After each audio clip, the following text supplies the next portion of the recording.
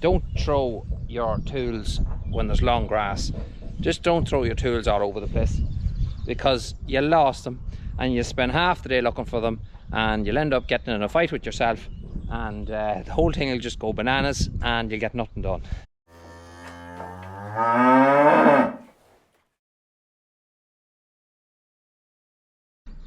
So before today's video starts, I'd like to actually thank each and every one of you who messaged us, emails, Facebook, commenting on YouTube, Instagram, whatever way you got in contact with us. I haven't read through them all yet, but I know they're there. I can see them going off. I get the notifications on my phone. Really, myself and my family really appreciate that.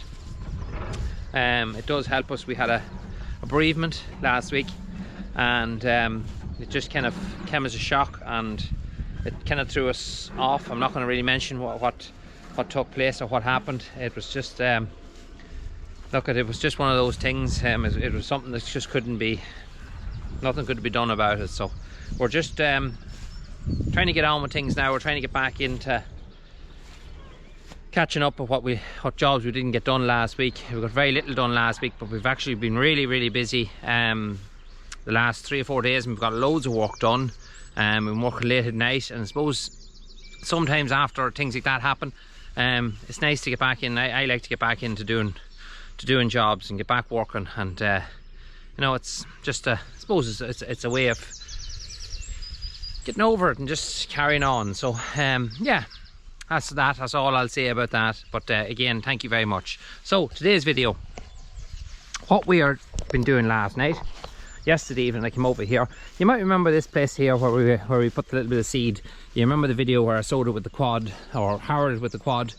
Grew very well. There's a couple of little patches there, and the reason that they're kind of patchy yet is really dry ground, really sandy dry ground. And at the minute we are experiencing somewhat of a drought. It hasn't rained here in nearly 2.5 weeks. We had a little bit of rain one Sunday, a little skiff of a shower, but it made no difference to ground. But it grew well. Really happy the way it cleaned it up. I drove all these posts here about I suppose about a week or so ago, and yesterday I came over and spent about 2 hours here and wired it all. Got 3-row wire on. Not the easiest place to work. Reason being, this whole area here was filled, so we had to drive down very long posts. That's an 8-foot post there, and then there's your two small 7-foot posts there, and you know, they were quite, not loose, but they wouldn't get the grounding because of it actually been filled. But we're lucky enough we were able to pull it between 2 trees and get that place kind of tidied up. There's a massive big drop there into the next field, the neighbouring field, so not an easy place to fence. Quite a bit of work to do just yet.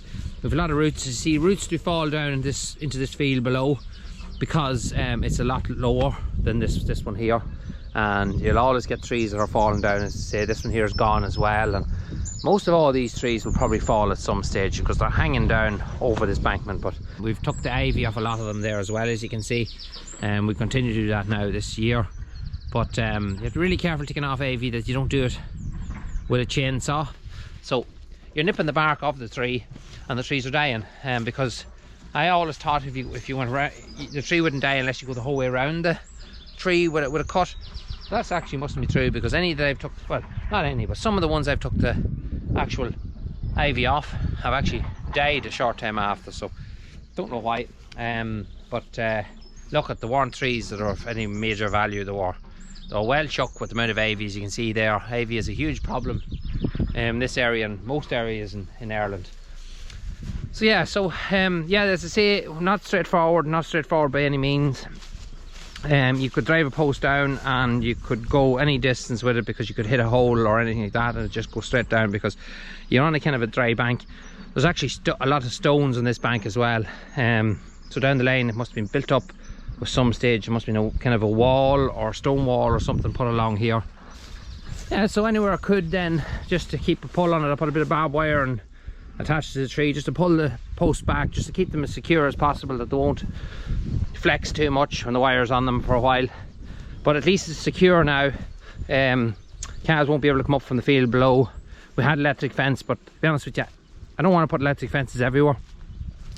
I'd rather have it a more permanent job like this, so you're not running around with electric fences and things like that.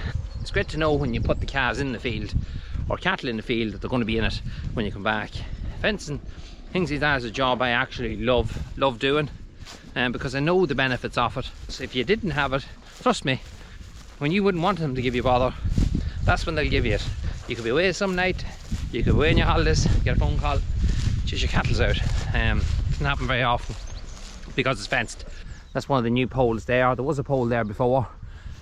It was just further down the field, but just where the lumps and things are, it's a place that we're going to have to just tidy up over a period of time. I plan to fill this whole square up here with topsoil sometime. I have another bit of a project that I'm going to be doing here, maybe this year or next year, and there'll be topsoil coming off it, and I might just build this whole area up.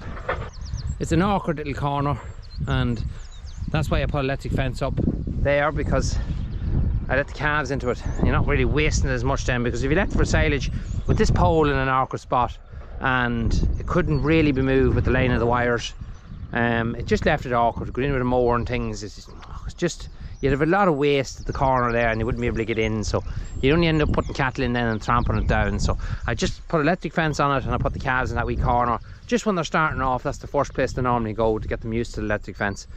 And you know, it's all been grazed, every inch has been used, and there's going to be no waste then. So as you can see, this is our typical example here of one of our lovely posts.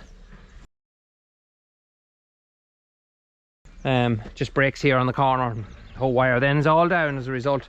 So I drove a post here, along with all the rest of the posts. I've drove loads of posts here and there to replace posts that are broken. And I'm just going to take this barbed wire off here now, off this post, off the tree, take all this crap away, and pull the wire back around to this tree. It's probably not going to be long enough now because this post is slightly further out.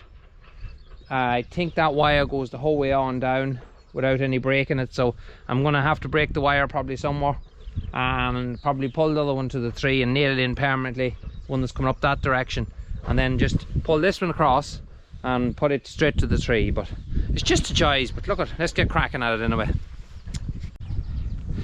Great, my gloves is covered in oil. That's going to make everything a lot easier. Nature wipes.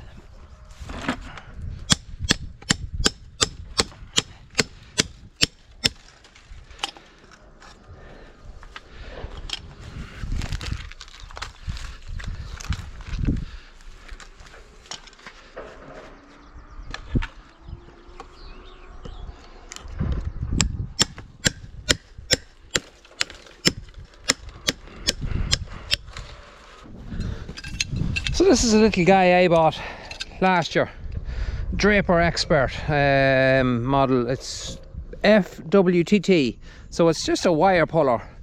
I was always just using actually these, if I can find them now, they might be here, but they are. I was actually using these guys here beforehand, and I would have just put the wire like that there, around like that, put the steeple then in there. But just came across this other lad in the shop, and I seen a couple of people using them on YouTube, and I said, yeah, good wee purchase. It's nice and heavy. I'm really happy with it. I used it there yesterday for the first time doing the other bit of wiring, and it's super. So I'll just give you an idea of it working now. I might get a little pocket sometimes I can just hook on just for that. Actually, it would be a good job, but I'd put them in a pocket from now on just to carry them around. But that has its advantages as well, because if you do get lazy someday and sit down, you get a jag in the right spot, and it'll always keep you on your toes. So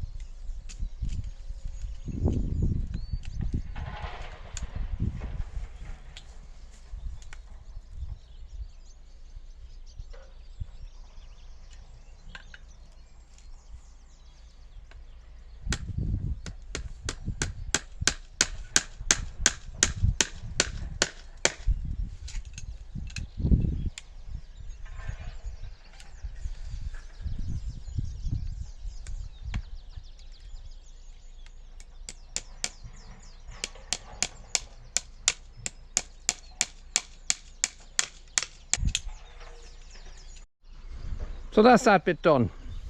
You see, that's much tidier now. Nice and solid. That post is drove down. It's a 7-foot post and it's drove down the whole way, so it's nice and tight and firm. Not going to be going anywhere for a wee while, hopefully. I have to put 2 little screw-in hooks, insulator hooks, onto that post there now, just because I did put a gate latch with 2 handles across for here, so I have the electric down in here. There's another little spot down here that I'm going to have to fix. There's an old house in there, it's kind of all grew in, you can just about see it in there. But there's a spot here that's kind of weak, an old gate and things. I want to drive an 8-foot post strainer down there, somewhere in as tight as I can get it, and I might actually put it down there in the corner and maybe put a 6-foot post here or something like that, and drive them down with the post driver if I can get in, because you can see here above me there's a lot of branches hanging over. So I have an extendable saw that I could bring over and maybe branch them back. Maybe be a good enough idea. I might actually do that. But it's very important that I fence this place here. Really, really important. Because in there, if you watch my finger, just right in there, in the middle of that, there's a yew tree. And anyone who knows farming and knows maybe horticulture or things like that, knows that yew trees are very dangerous to cattle. So don't want the cattle getting anywhere near that. I'm going to fix that whole corner up and leave it far more secure. I had an electric fence running here last year, but again, doesn't need electric fence. If you can get away without an electric fence, you far better getting away without it. Just fence it off properly, and it's less hassle, less rooting around with fences and things like that. So on to the next spot. You see there, I threw a few posts down here the other day into the middle of that hedge. As you see, all this stuff, loads of briars around here. I don't know what it's like in your part of the world, but briars around here are absolutely everywhere. I spray them, that's why they're kind of dead looking at the moment. I spray them each year, but they're insistent, they're kind of a bugger, we'll say, of a thing. You see the road is slightly below the field, so when he's cutting from the roadside, it was kind of wet in here when he came, and when he's cutting from the roadside, it's very hard to see the poles because they look exactly the same colour as the hedge, because they had kind of faded away. So inclined to just nip the top of the poles here on this one spot. We'll say it's just one spot, and yeah, I'm gonna have to replace a few of them. So I'm not going to mention his name, David. No, his name's not David. But yeah, we're going to replace these now. I'm going to get this wire fixed. It's actually caught here on the hedge cutter as well, so it's completely ripped off here. As you can see, it's broken as well, so we're just going to have to put a joiner on it here, plain wire joiner, and use the little grippets. You might never hear tell of them, but they're a great little machine, and we'll be able to squeeze the wire and pull it tight together, so we can break it in the middle, put a joiner into it and pull it together. So let's get cracking on that bit.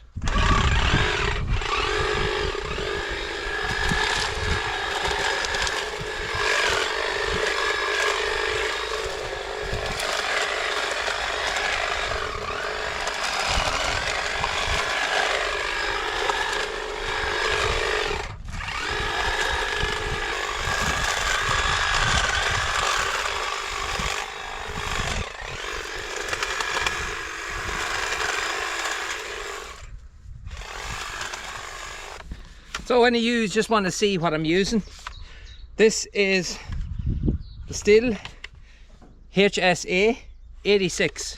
So I'm not sure if some of you know, have ever seen these before, but they're a battery operated version of your hedge cutter. You've got a little battery here that removes. It's quite a heavy battery, quite an expensive battery. Oh, definitely is. I forget what this total package cost me, but it's quite expensive, but it's something I use an awful lot of. I had a petrol version. My wife thought it was too heavy to use. She was getting trouble trying to start it, and I was doing all the hedge cutting around the garden and things. So lads, if you want to get your wife out working, buy her an electric one. So that's that bit done. Now we have the whole wire taken to this side of the posts. Cut a load of them out of briars away that were kind of pulling against the wire. I am going to cut the wire now, but before I do that, I can see them pulling here and still quite loose on this side of that post, so I'm going to take the 2 staples off that one. I need another new post here. I'm not doing that today, but it will need another new post here. As you can see, calves could go under there very, very easily. So I'm going to pull the wire first. I might actually loosen it of that one as well. Then all I have to do is come and sit a post into its place. So we're done. That's it, little grip it there. So that just goes on your wire there, it just slides in. It only can go in one way. You put your one wire in one way and the other wire in the other, and slide it through, and then you connect it onto your barbed wire on both ends, and then you just pull. So what I'll do, just to show you where it kind of pulls, you have this little monarchy of a tool here, and it just fits into there. I'll close it over now. That's it, it'll pull there now, it'll pull that wire tight as you want it. So that's it, that's that little machine there. It can pull up to 400 kilograms. As you see here now, this one, the posts are rotten here now, so we have to fix this whole section up here. It was done a few years ago. That's the briars do. The briars grow up on the wire and then pull the wire down, and the posts, because they're rotten, they cannot hold it all. So as you can see there, yeah, rockabye baby. So she has to come out. A couple of them have to come out and we replaced. I've one already done. I just hadn't had enough posts with me the last day, so I need to drive another 4 posts here now. And just a top tip when you are fencing, don't throw your tools when there's long grass. Just don't throw your tools all over the place, because you lost them and you spend half the day looking for them, and you'll end up getting in a fight with yourself, and the whole thing will just go bananas and you'll get nothing done. Now that's never happened to me, of course. That's just my mate Dave was telling me all about that. So yeah, so don't do that. Not a good idea. So just up here to get the heifers a quick wee mouthful of meal. You see that one there? See her eyes? Nah, probably can't make that out. But she nearly went blind. Don't know what caused it. Not pink eye, because pink eye starts as a little bit of a tumour in the eye and spreads outwards. This started kind of from the bottom and gradually came up over her eye like a film of white. She was really in a lot of pain. It came on very, very fast. I'm thinking it could have been all the dust that was blowing when we were receding around here. Yeah, just we've been treating her for the past week, just putting each day, sometimes twice a day, we're putting cream ointment into her eyes, and that seems to be working because she's nearly 100% better. Just a little bit of white yet on the bottom of her eyes, but she's definitely no pain no more. Her eyes is not watering or anything, so she's well improved. Cheers.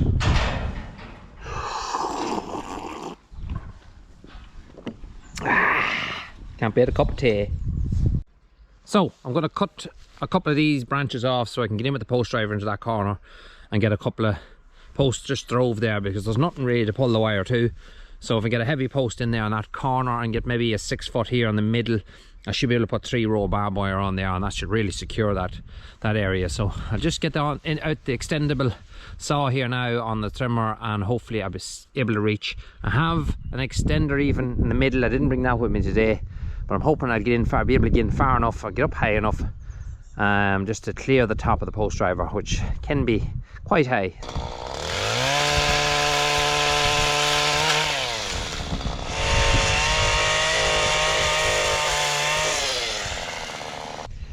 So that's a little strimmer that I use to do that job. It's still just a multi-attach system. The engine is an 84 RC. Not the best engine in the world, I will be honest. That one has been the only still that I've bought that has given me a little bit of trouble. Mostly carburetor trouble, but it has never worked correctly the way I would have liked it to work since the day I bought it. It has always been a hit and miss. It seems to be going okay now. I've broken the carburetor down yesterday and I really give it a thorough clean out. Couldn't find any dirt in it. Put it back together again, put a new air filter into it. It seems to be going okay-ish. The engine I had before that was a 4-stroke engine. I'm not sure what the code was, but it was a brilliant engine, and I regretted that I traded it in. It had done quite a few years with me and it was well worn, and I upgraded it back to 2-stroke for this engine. And look, at when it's running right, it's great, but overall the still engines, and I've owned quite a few, that to me was the worst one I've had. Troublesome one. It just could have been me and I got a bad one. But the system itself is brilliant. I have a good few heads forward of the saw head, which is brilliant. I have the strimmer head for cutting the grass, and I have the hedge cutter head, and that's the scissor hedge cutting type of fella, and they're brilliant. It's the one I'd use the most, actually. The hedge cutter one, it's the one I got with it first, and that's why I actually bought the multi-tool, because we have hedges going up to our own house and things, and I have to keep them nice and clean each year by just doing them myself with it.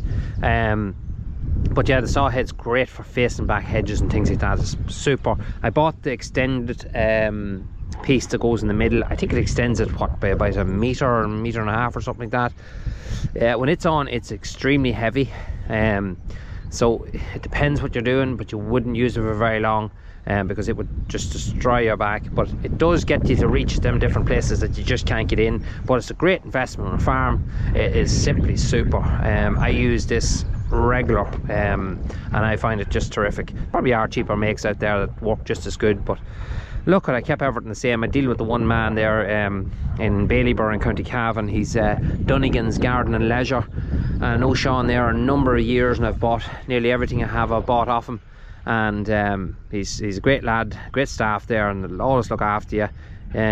So yeah, that's the Stihl multi-system. So that's it, folks. If you haven't subscribed to our channel, please do so. We'll have videos up on a regular basis. Hit that like button. Don't be afraid to leave a comment. That little bell on the right hand corner, you can notify of any new videos that are up. I'm going home to get my tea. I'll talk to you later on.